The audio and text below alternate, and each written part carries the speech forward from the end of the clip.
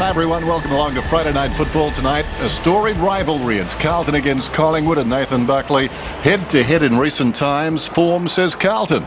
Yeah, they've been in great nick against Collingwood 2 times in 2008 and once already this year.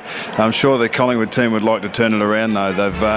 They've got made 3 changes. We see their young steel side bottoms into the side. Chris Dawes is a tall forward, runs around with a lot of intent, hasn't yet made his mark on the side, and Jackson Barham, who we know has got a lot of run in his legs, but Collingwood would be very keen to get one back against their old rivals. Carlton have won their last 3 and they're in pretty good form. 14 goals in the last 2 games.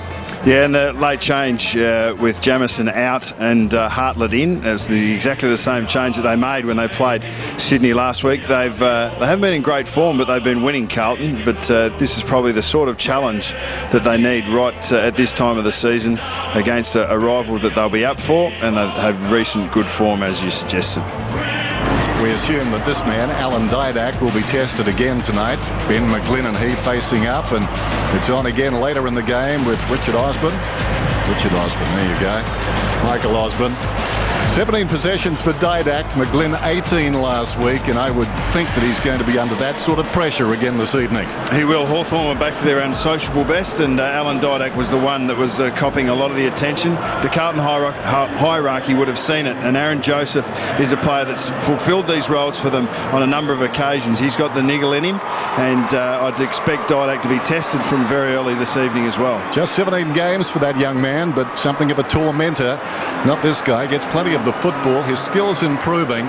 He certainly does know how to find it. He could be a key factor tonight. Yeah, and he was used with in a run-with role last week against the Swans as well. Against Reece Shaw, really bodied him up and tried to niggle him as well. So they've got a couple of guys to go to, but as I said, nothing surer than Alan Didak will be tested. You give the opposition that sort of ammunition and they'll come at you. It doesn't come much bigger than this. Friday night at the MCG, Carlton against Collingwood, and number 4, Alan Didak, certainly a key. Friday night football right here.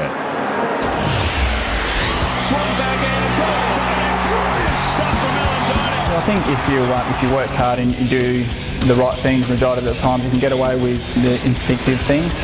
But I got drafted as a midfielder, so I want to finish as a midfielder. Didak, still with Didak. Oh yes! I believe the best footage in front of me.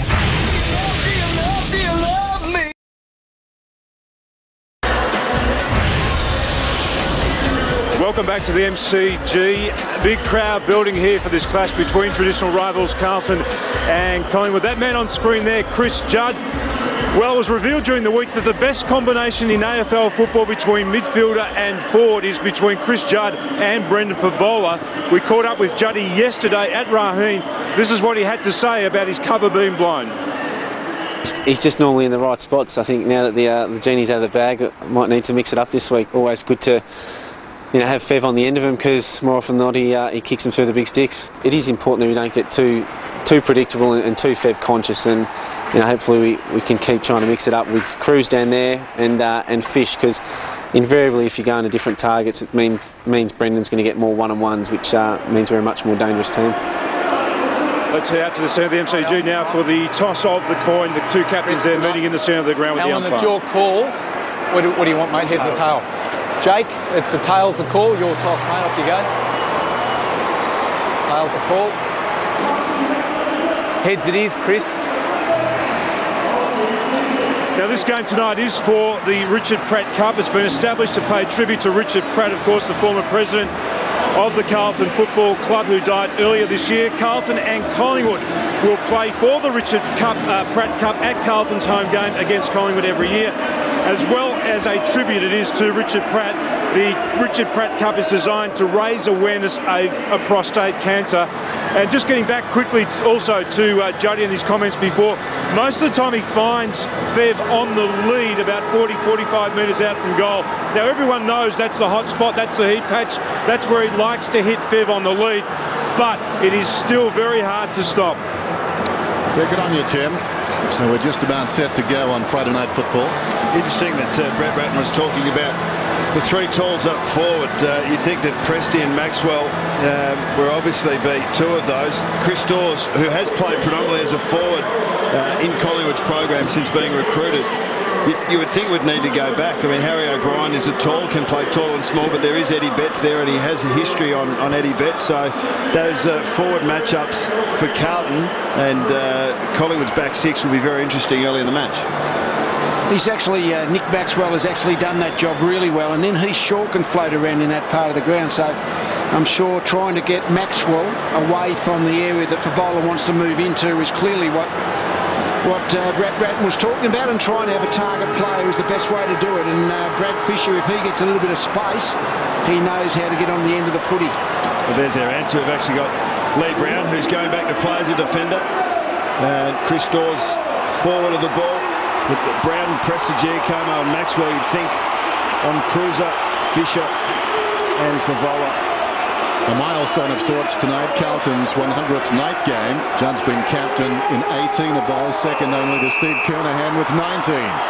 Carazzo on Didak, and Ben Johnson looks like he's got Judd, and he'll try and run him the other way. Underway on Friday Night Football. Wide of the pack, Barham a half chance. Falling to the ground, Russell lost the football. Immediately attracts the crowd, down he goes.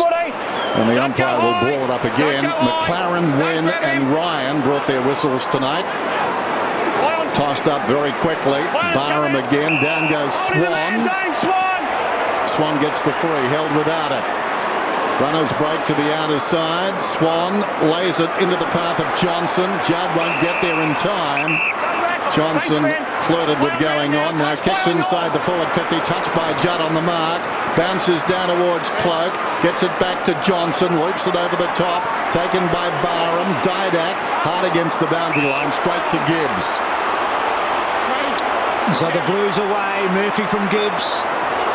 A running bounce, and then he runs his full measure and then goes to half forward looking for Favola. A poor kick, and Presty cut it off. Shaw, looks like Griggs got the job on Shaw. Shaw the defender, I know, but and he did the job on him in the equivalent game last year. So going to the well again, Brett Ratton. So Swan looking for Davis. Davis gets a second crack. Beautiful handball, and then Lockyer's kick to the pocket. Didak playing deeper to Dyke, which is interesting, and that little toe poke coming off. Dawes in the end. Didak trying to bring it back. So a blue kick. Austin, Judd, some space here. He'll use Simpson, and Simpson's got a paddock here. He is a left footer, so it cuts the angle down slightly for him. Second bounce and a third. Johnson's after him now. Simpson's kick not great. Favola trying to half volley and then works it in front. Needs to release it, he does. And then Fisher off one step. Gets it inside the 50.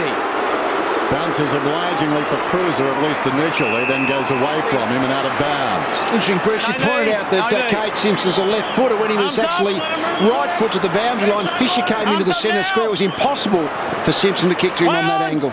Brown knocked it down. Pendlebury with the outside of the boot. Hangs a long time in the air. Dawes. That hurt Simpson. Johnson on the overlap. Plenty of the ball early. Lockyer having a fine season. He's out on the wing. Seen bigger crowds in recent weeks at the MCG. Lockyer along the boundary. Cloak comes full-chested. Just forward of the wing. Anthony offers. He goes in that direction. Nice kick. Anthony's got it. It's a couple of kicks away from goal. Gets it in towards Dawes. Cutting it off with Scotland. Good tackle there from Didak. Good pressure from the Maggies, and then Joseph having to concede. And that forward pressure is so important to prevent the opposition from defending and rebounding effectively, and also some score assist. Didak, as you mentioned, and Sidebot on the second tackle. So Murphy to Grigg. Grigg at half back. He's played the last half a dozen games coming to tonight, Grigg, after